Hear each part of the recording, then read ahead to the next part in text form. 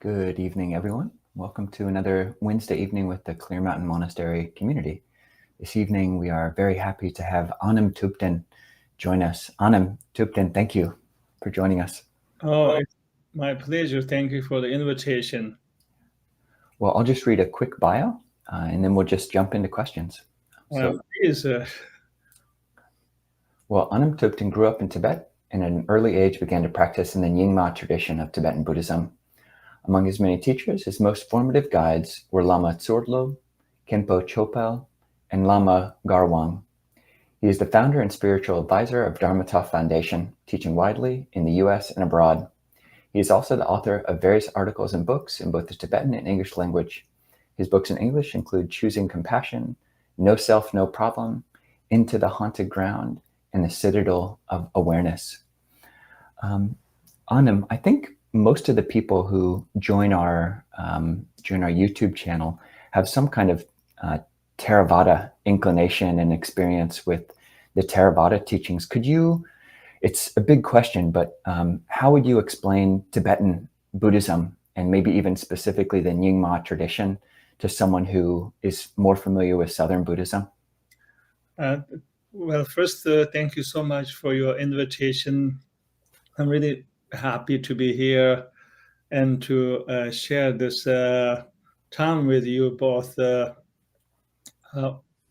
would say that the heart of all Buddhist teachings and also traditions is a very much same. That is said, the form of these Buddhist lineages and their practices are sometimes quite different from each other, and to the extent that sometimes people think that these traditions have some kind of different fundamental doctrine, which is actually not. We all share the same doctrine as well as the same the objective, which is the nirvana or nibbana, the enlightenment, and we all take refuge in the three jewels.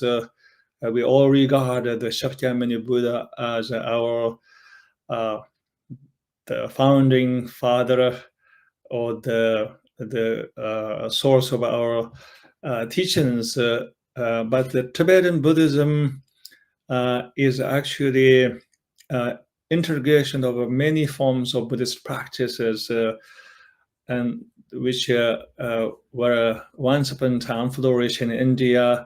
Of course, the Vinaya system, but also Vajrayana, authentic Buddhism, and therefore Tibetan Buddhism is not really one particular lineage. It's very much infusion of many lineages and teachings, as I said just a few seconds ago, including the Vinaya training or the monastery training, Advaita Dharma, and so forth, Madhyamaka, we call them the sutra teachings.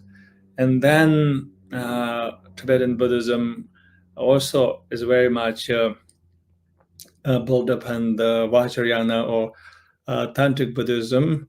The Vajrayana or Tantric Buddhism is very much heart of the Tibetan Buddhism, and whereas the Vajrayana is not practiced by many other Buddhist traditions, I would say, and this kind of fusion of many lineages, practices of Buddhism is perhaps a unique characteristic of Tibetan Buddhism. Obviously, the Vajrayana is a huge part of Tibetan Buddhism, which is not practiced in other traditions such as Zen or Theravada Buddhism. Of course, other than that, all the Buddhist traditions share the fundamental doctrine. For example, like no self. I think you mentioned a title of my book, one of my book, No Self, No Problem, and no self or anatta in Pali and Tibetan Dharma is really the center or the crux of Buddhist doctrines. Either we're talking about Zen or Theravada Buddhism or Vajrayana Buddhism. For example, I was in Thailand not very long time ago and gave some talks and meditation retreats and also paid visit to Buddhist temples and also had a opportunity to interact with some Theravada Buddhist monks. And I didn't really feel I am at some kind of a different culture. I feel very much at home because I just felt that there's a Buddhist vibe everywhere. I felt very much at home. Thank you, Anam Thubten. And you pointing to that common ground of Buddhist traditions in the teachings of Shakyamuni Buddha, and of how you felt at home, even in Thailand. It resonates, I think, with one of the teachings that you're known for really raising up, Dzogchen, or non-dual awareness. And just as, I've heard Dzogchen referred to as, I think you actually have referred to it as the heart of Buddhist practice, the kind of underlying practice that, can underlie all these other variegated forms, even as these different traditions have their root in Shakyamuni Buddha. How would you describe Dzogchen? What is that practice, and why do you feel it's significant? Thank you for asking that question. I hope I can answer your question. Dzogchen is a part of the Nyingma tradition. Usually in Tibet, there are many traditions beside the Nyingma lineage, but the Nyingma lineage is kind of almost like the custodian of the Dzogchen teachings, and that has to do with, of course, the history.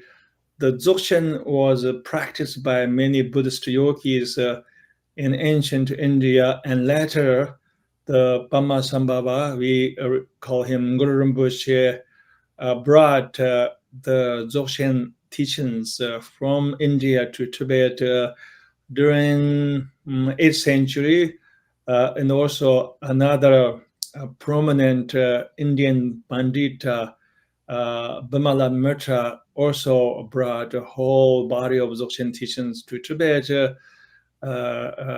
He was very much contemporary with Padmasambhava. They both came to Tibet at the request of a Tibetan king, Trisong Dipzan. That's the history, and the Nyingma lineage, which is my lineage, is actually the tradition of Padmasambhava or Ngurpa Rinpoche, and therefore in Nyingma we regard that we are the kind of custodian of the Dzogchen lineage, and that is true. When you look at the Dzogchen lineage, all the great Dzogchen masters are actually from the Nyingma lineage. Let me name a few of them, like Longchen Rinzing Jingmen Langpa, and Tangtong Denjom Langpa. But the Dzogchen itself is very much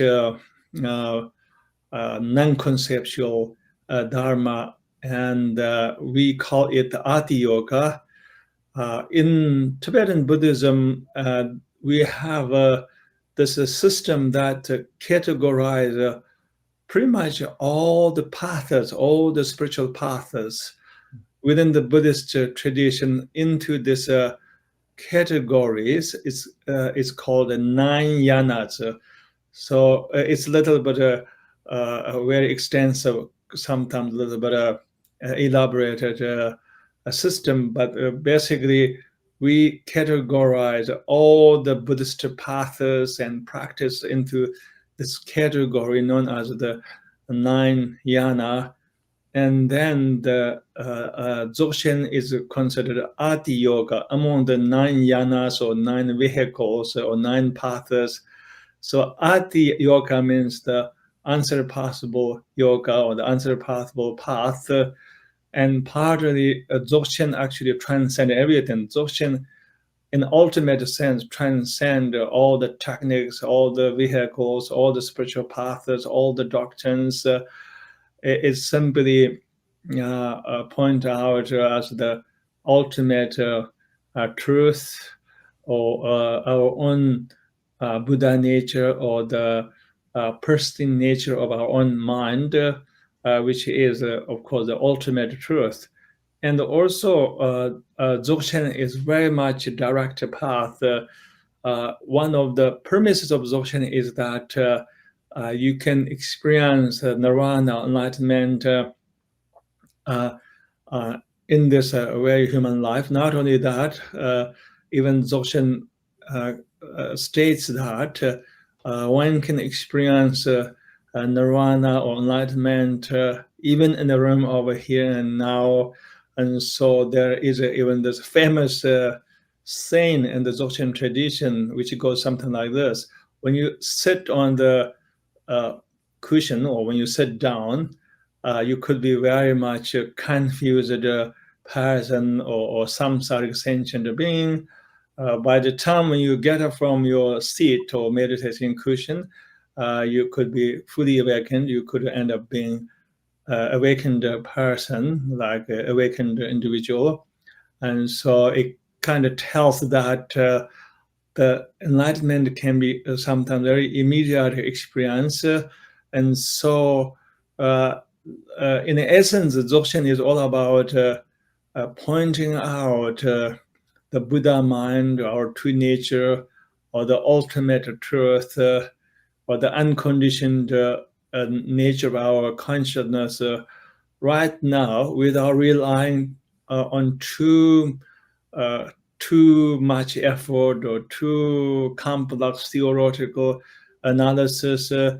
And also, I think Dzogchen is very popular. It has been popular all along, but it's gotten quite popular, of course, in the East, but also in the West. Somehow people are really drawn towards the Dzogchen these days because it's part of the non-dual version of Tibetan Buddhism. And also it's very experiential. I think part is very experiential. It's not lost in a lot of complex theories and endless techniques. It's very much experiential. So when people practice Dzogchen, I think many of them have this kind of first-hand experience of either you call it the Rigpa, or the non-dual awareness, or the Buddha mind, or the no-self. And that's why it's getting quite popular. Thank you, Anam. And so would you mind telling us briefly how one practices Dzogchen? And, you know, I think there's a tension to navigate here where I think, you know, on one level, I don't think you or us would deny that there's a path to be walked and we could be better than we are. And where, I'm not enlightened.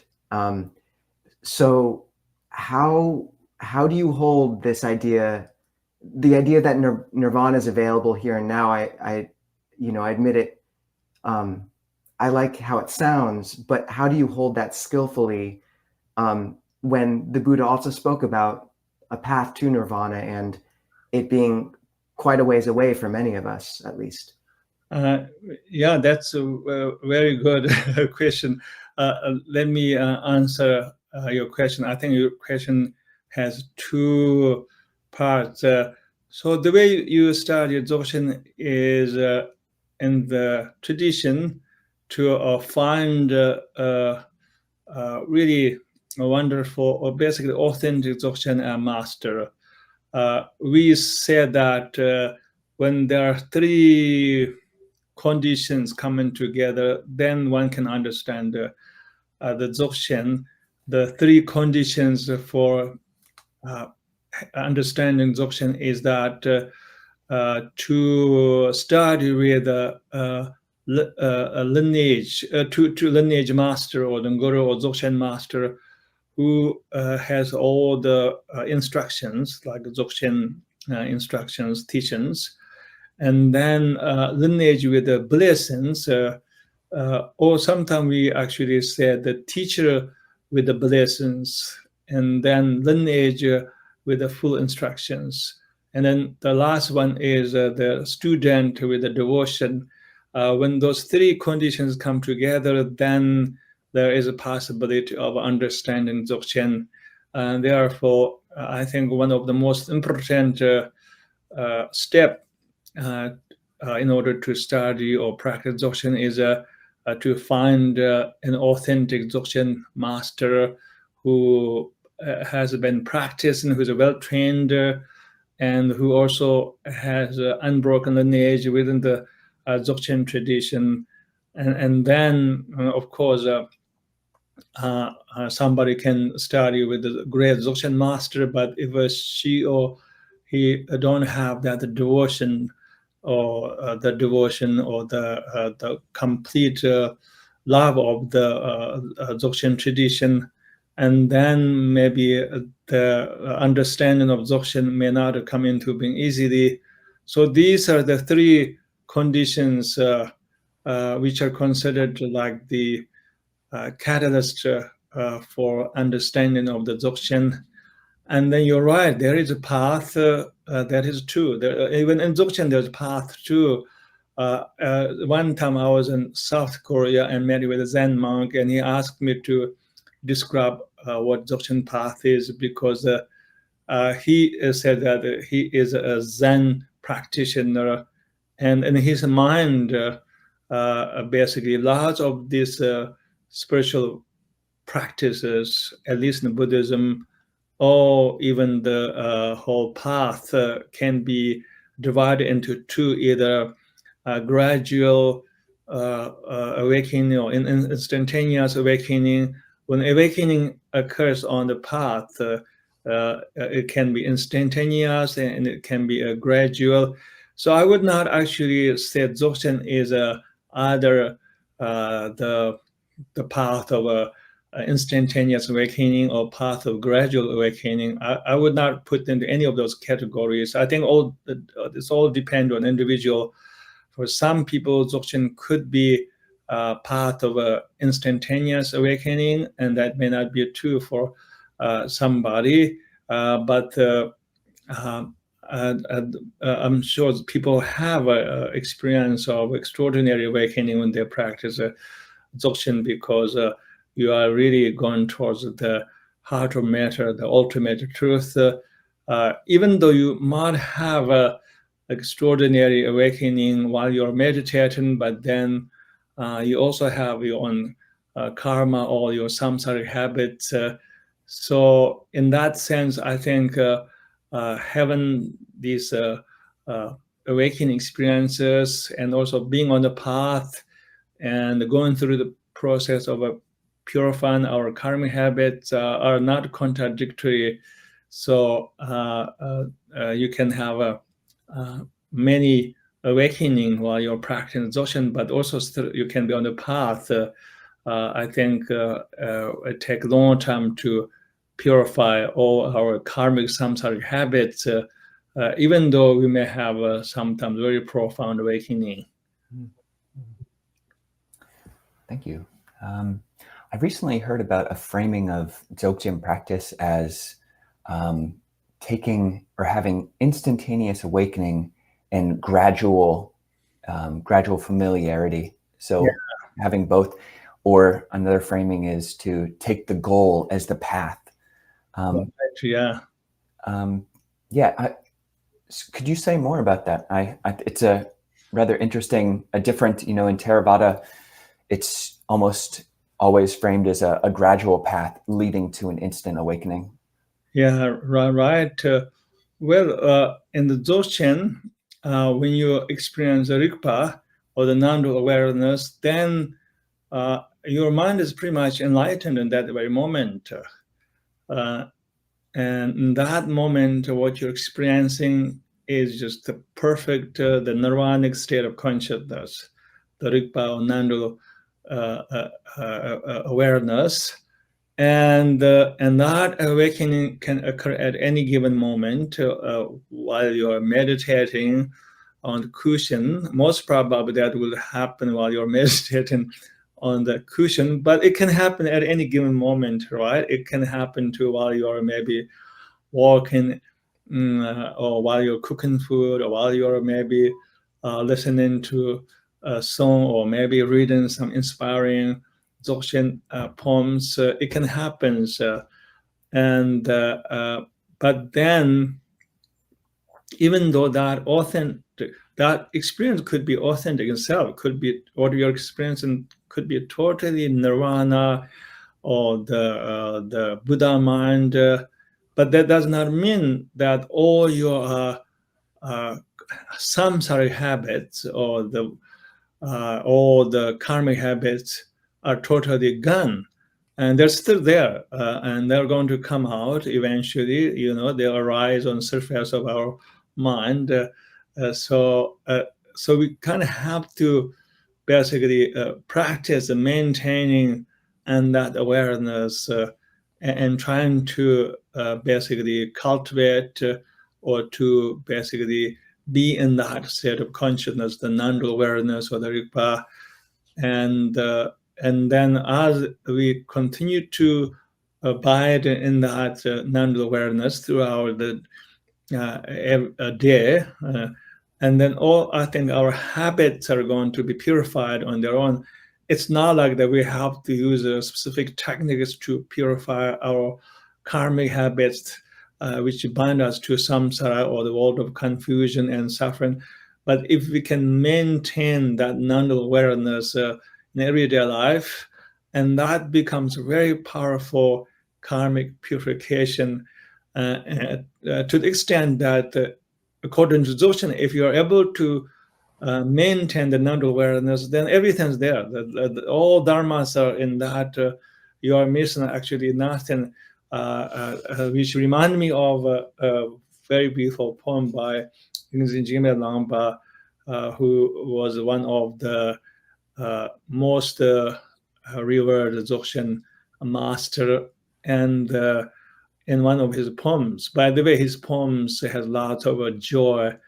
I think he talked about that he fell in love with the Dzogchen. It's like a love poem, except love poem towards the Dzogchen. So yeah, I think we need lots of Dharma love poem. Love poem towards the Nirvana, love poem towards the Dzogchen, love poem towards no self, love poem towards the emptiness. So this one is kind of love poem towards the Dzogchen. Basically, he said he doesn't really have lots of time. He said he doesn't have like lots of time. He doesn't have like 3 eons to be on path and to get somewhere. And he also said that this present mind, this very mind, is already living Buddha. And he said all the three. He talked about 3 precepts. Means the precepts of Vinaya, the precept of Bodhisattva, the precept of Tantrika, which is a Vajrayana practitioner. Those 3 precepts are completed perfectly within the Rigpa pure awareness. He said, therefore, I fell in love with the Dzogchen. So the idea that if you are able to maintain the awareness or Rigpa, the non-awareness, then that is like the 84,000 dharmas, even though maybe in that moment, maybe, we are not doing any kind of other extra dharma practices, but just being in non-awareness has the power to purify all our habits, all our karmic habits or samsaric tendencies. And also Dzogchen teaches that the very original and the pure nature of our being, our mind or consciousness already enlightened, is the unconditioned already. For example, if I quote Buddha from one of the Pali Sutras, I really love this phrase, and I hope I'm quoting it correctly. And please don't hesitate to correct me if I'm misquoting this a line from Pali Sutra. By the way, I have all the Pali canons at my library. They are very cherished. I try to read them, and they're just such a source of inspiration. I think Buddha said that there is a going away from that is made become conditioned, that to that is unconditioned, unmade, and become something like that. I don't really remember the Buddha's words correctly. So spiritual path is journey in Buddhism, and a journey from samsara to the nirvana, journey from conditioned to the unconditioned. In some sense, we could say that the Rigpa or the non-awareness is already the unconditioned. So when you are in it, you are actually experiencing the realm of unconditioned. And then, of course, at same time, we are also sentient beings, as a Buddhist word, sentient beings. So we have all the samsara habits, and of course they will continue, but they will be purified again by power of abiding in the Rigpa, because that is already the unconditioned or the nirvana.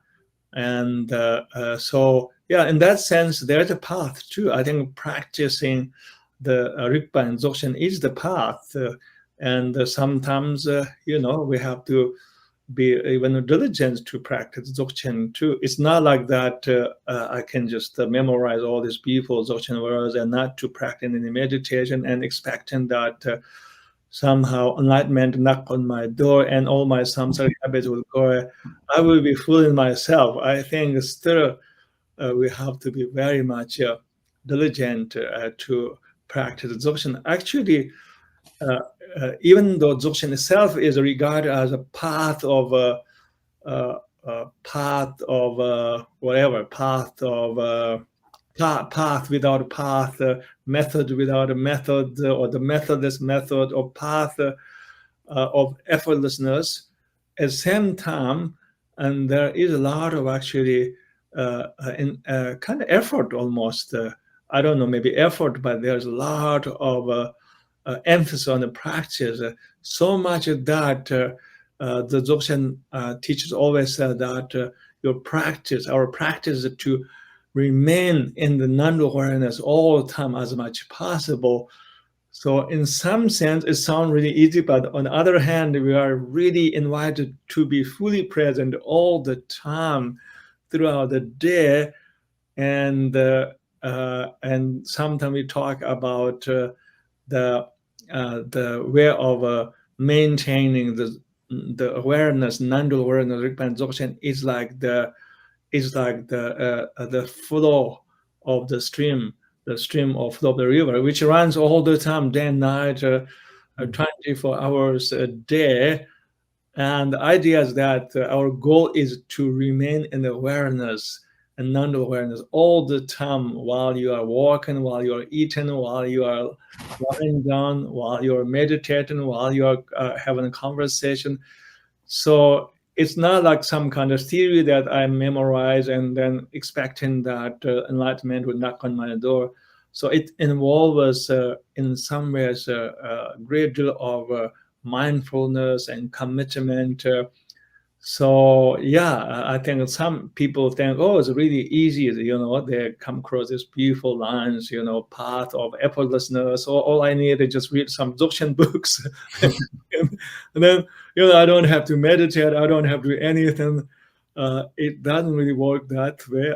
I ran into some people, not these days, but old days, thinking that all they need is to read some good Dzogchen books and then just entertain this really wonderful, very lofty ideas, expecting that the nirvana or enlightenment knock on the door. So when you look at the history of lifestyle of Dzogchen masters, they were very serious meditators. I would say some of the serious, sincere meditators in Tibetan Buddhism are the Dzogchen yogis, and some of them actually just went away from the whole world and spent a whole lifetime in a cave or in even a tent in a very high altitude, which could be 14,000 feet from sea level, and ate very simple food, just samba, barley flour, and maybe really bad butter. And that's all we had in Tibet. And all they did from morning to the evening, they just practiced the Dzogchen. So it's not like that we don't have to practice. That is said, it is true that when we really know how to drop into the Rigpa pure awareness, there's where that we are actually returning to the unconditioned, because unconditioned or nirvana is ultimately the original state of our being, our consciousness. And therefore, some of these Tibetan Buddhist masters tend to say that nirvana is not something to be attained. Nirvana is actually a natural, the primordial ground of our being, or our consciousness, that is already perfect, pure, all alone. And we call it sometimes a Dzogchen, the original purity. So nirvana is just another name. They say nirvana is just another name for the removal of the veils, and that obscures our true nature, which is already enlightened. So nirvana is not something to be attained. Nirvana is just a word that describe a state of your being that is unveiled by all these what we call incidental obscurations, the ego, the 5 poisons or the 3 poisons, the kleshas, and these are considered the incidental veils, which are not really the true nature of our being. And they're just incidental obscurations, so they can be purified. Thank you. Thank you. I think we will go to questions in a moment. I just want to ask one more question. So there's oftentimes talking about a pointing out instruction, and you talk about the importance of having a teacher. Do you think it's possible to get a pointing out instruction, or to have the insight that the pointing out instruction is pointing to, without actually meeting a teacher, but say through listening to a podcast or reading a book by an enlightened master that's pointing at this state? I'm currently reading Carefree Dignity by Tsogni Rinpoche, and have gotten a lot of benefit from Lot Kelly, and that's how I first learned about your conversation with Lot Kelly. And is it possible to have this insight just from listening without actually seeing and meeting a teacher in person? Oh yeah, that is possible. And I'm glad that you brought this very good question.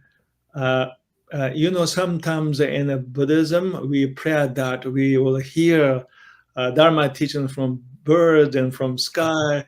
Those very amazing poetic Buddhist aspirations. And also there is a theory in Tibetan Buddhism that sometimes you're able to receive teachings from natural world. And of course, that could be metaphorical. I think you can actually have a Dzogchen experience, or non-dual experience, or the Rigpa, obviously from, of course, listening to maybe recorded teachings, or from reading Dzogchen books, or maybe just from a meditation. We should not rule out of such possibilities. Even when we look back at the Dzogchen history, and there were these extraordinary Dzogchen masters who actually had an awakening experience through different catalysts.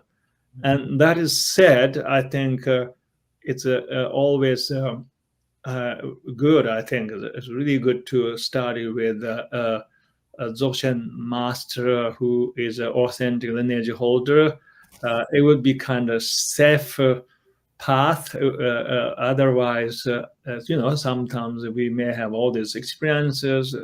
Maybe somebody could be just reading Dzogchen books and thinking that she or he is having the Rigpa, but maybe something else. She or he is experiencing something else other than the Rigpa. And also in the Dzogchen tradition, sometimes the teachers talk about Shanjit. Shanjit means distinction. And this is a quite a vital part of the Dzogchen practice. And it is some kind of almost contemplation itself, where you basically make sure the difference between Rigpa versus pseudo Rigpa, because there are some experiences that seems to be very similar to the non-dual awareness, but maybe they're not non-dual experiences. They're just some kind of altered state of mind. And sometimes even the Dzogchen teachers make sure that I'm not somehow falling into those traps where maybe I have had some kind of really good experiences. Maybe, who knows, maybe I'm on the altered state of mind from meditation, and then my ego says, my spiritual ego says, oh, this is a Rigpa, and now you're there. And then whereas maybe I'm just perhaps just having some kind of altered state of mind. On that point, Too. So study with teacher, yeah. On that point, I mean, this is because I mean, this is a fascinating kind of convergence of language and tradition.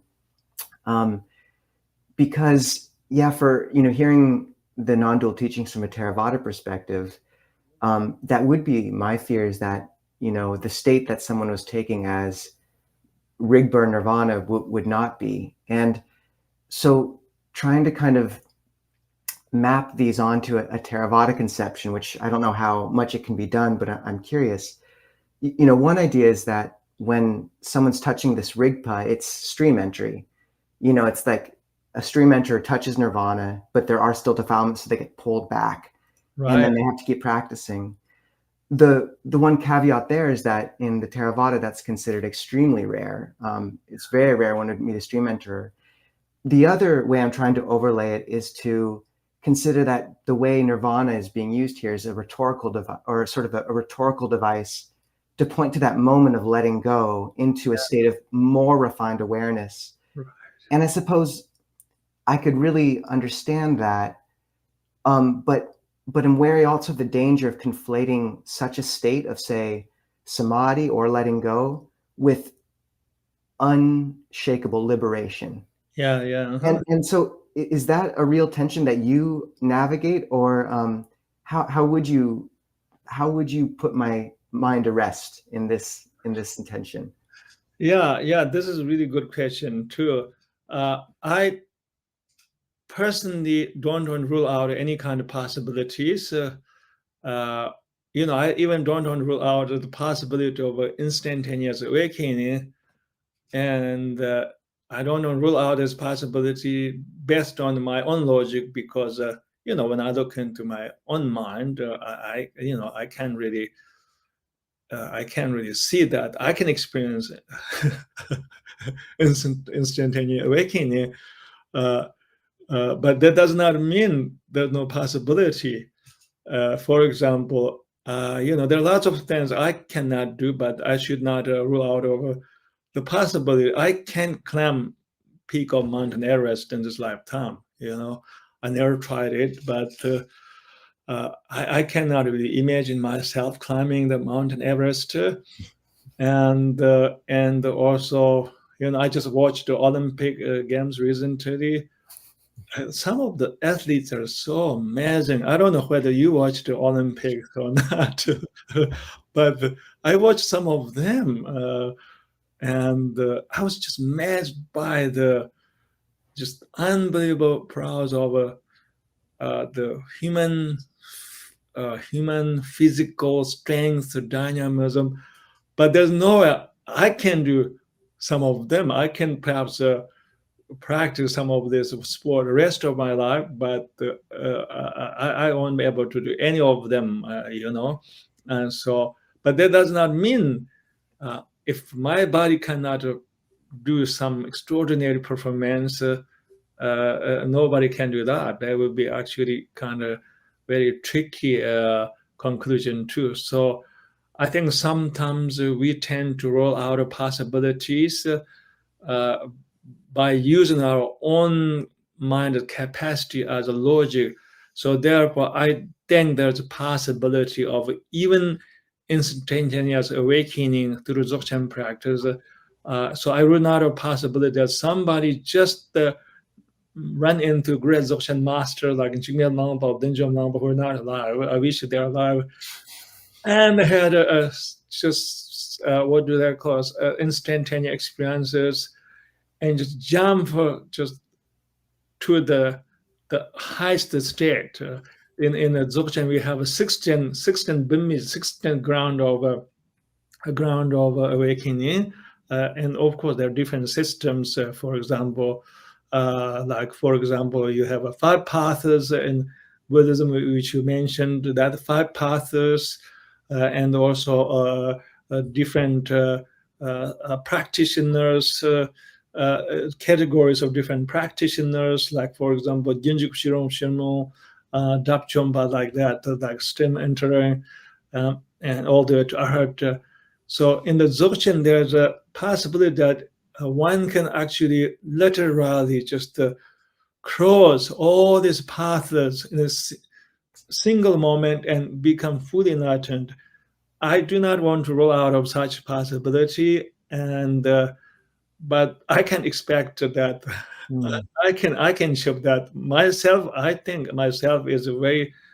I regard myself as extremely slow practitioner on gradual awakening. Maybe I would have some awakening many lifetimes from now on, but I do not want to roll out of any possibility because my limited capacity. So that's really helpful, Anam. Yeah. So it sounds like you are kind of allowing for a distinction between those moments of touching into something deeper and what you're calling ultimate, the top of Everest.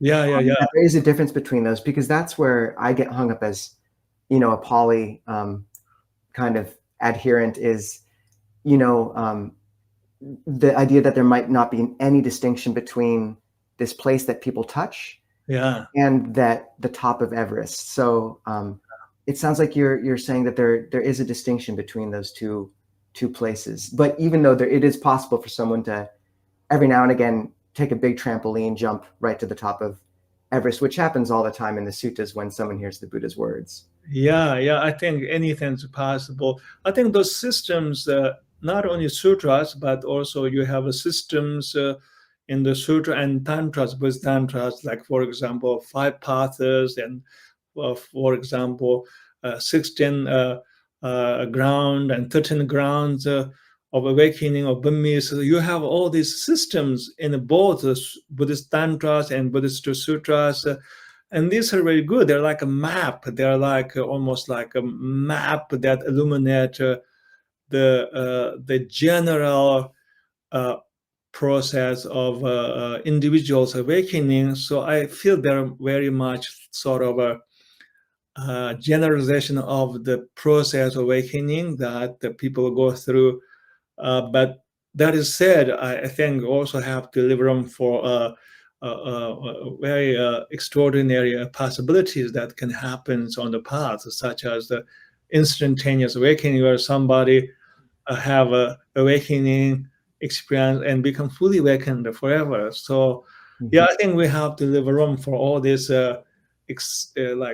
unique and exceptional situations. Otherwise, like for example, like imagine you have map and you are going somewhere, and then maybe the person who invited lives in the woods where there are no really road. You have to walk, but you will not find that person's address either in GPS or in a paper map, because it's not somehow included in that map. So I think some of the systems, like the 5 paths or the 10 ground of being awakening, the 10 Burmese Mahayana Buddhism or the 13 Burmese Vajrayana, these are maps, but they are also, I think, somehow experiences, spiritual experiences, such as individual spontaneous awakening, which are not included in that map. So we kind of have to be always open-minded. And thank you. I want to ask one more question before we go over to Zoom. But so one way which I'm able to at least reconcile in my mind to some degree the teachings on Dzogchen and this clear seeing is with the Pali concept of vipassana, which literally means clear seeing. Yeah. Which sees, the truth of not self, impermanence, and dukkha, and that seeing the truth of not self, that does seem like it's in line with the insight into Rigpa, the Dzogchen insight, but one can practice vipassana at any time, just as it said that one can practice Dzogchen at any time. But how does one do it? This is somewhat of a practical question. When it just seems like the mind is very cloudy, it seems like there's a lot of confusion, there's a lot of dullness. I mean, one reads some books on Dzogchen, it said that, the mind is always luminous and you don't need to make an effort. But it seems like when the mind is just clouded in ignorance and confusion and dullness, not making an effort doesn't really work. So how does one work with dullness in terms of turning to Rigpa or insight? That's really a good question too. All questions are good. Well, in the Dzogchen meditation, we have also, of course, what we call for example, like this meditation obstacles, often not just in Dzogchen, but in Tibetan Buddhism, we talk about all these different obstacles, which are also mentioned by the traditions and some of the categories of these meditation obstacles are very much similar, the way we teach in Tibetan Buddhism and the way also they teach in Theravada Buddhism. But in Tibetan Buddhism, we tend to categorize all the meditation obstacles. There are quite a few of them into two: the dullness and then agitation. Dullness is called muk and jhang, and then gut is like agitation, means like one's mind becomes like too active and just lots of thoughts and end up being totally caught up in the thoughts. And then another obstacle is like the dullness. But in Dzogchen, in some sense, we are supposed to welcome all of them, including dullness, and not trying to get rid of that. As long as we're able to somehow welcome that experience while we are in non-dual awareness or Rigpa.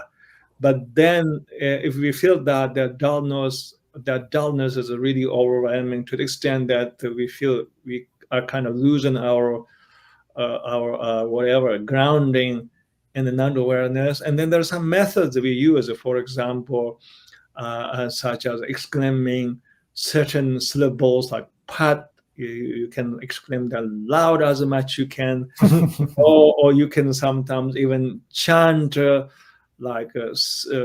Dzogchen dohas, songs of Dzogchen, or do more devotional practice that can awaken your heart. Like, for example, Dzogchen Goryoka. For example, I heard that the Zapata Rinpoche, one of the great Dzogchen masters, the Young Mother Neji, used to do a meditation in this forest called Aryanak in eastern Tibet. And sometimes he walked around in the forest and he would just say, haha, almost he will laugh, and people will hear that he's like laughing, like haha. I think what he's doing is that he's using this kind of method to be alert and to shock his mind so he can lose all his concepts, ideas, and just completely be in the Rigpa, the pure awareness, and feel that he's almost like in that state of pure, present, naked Rigpa awareness. There are methods that we use usually to make sure that we are not completely governed by the dullness. But usually we try to welcome even dullness within the Rigpa, within the non-awareness, and not to see dullness as a bad or something we have to reject, or thinking that we should be experiencing another state of mind. So there is a, in that sense, fine line between not trying to exclude dullness, but also same time not let it just take over your mind, and then it's no longer Rigpa, and then we are kind of meditating while we are totally in the state of moha, right? Ignorance. so we are not in Rigpa, we're in the ignorance. We are not in Rigpa, we're in moha. Moha is Sanskrit word for ignorance. And then think, oh, I meditated on the Rigpa last 45 minutes, but maybe I was just dozing off and totally sleepy. I was maybe meditating within the moha or ignorance. Yeah, that's a fine line that people have to become aware of. Thank you so much, Anam Thubten. Oh, you're welcome. You know, it's really helpful to just hear these concepts talked about more, because I think once we push back past some of the language, there is convergence, and I mean, it's all practice in that sense. So I really appreciate your patience with us kind of asking about fleshing these out more, and it's just really appreciated. So man, thank you for your patience. I hope I was able to answer your questions. I hope I gave the right answers. I hope so. And to me, this is a, very much fun for me. Thank you for your invitation. Well, we'll move on over to Zoom now, and Anam Thubten will be joining us there. I just want to thank Steve Wilhelm for connecting Anam Thubten with us. And for those who want to move over to Zoom for a more intimate discussion, the link is in the chat and also on clearmountainmonastery.org's website under the Wednesday live stream listing. And we'll see you over there in a minute. Thank you.